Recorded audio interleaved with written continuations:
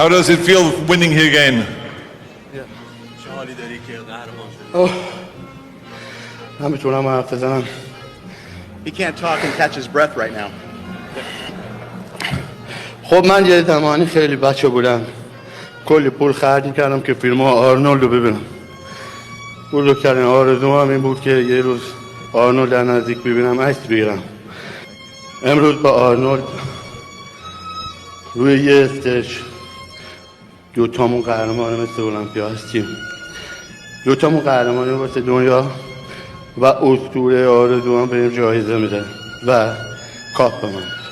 باعث افتخار منه که بزرگترین بدنساز دنیا به من امروز مدال میده و کاپشو تقدیم.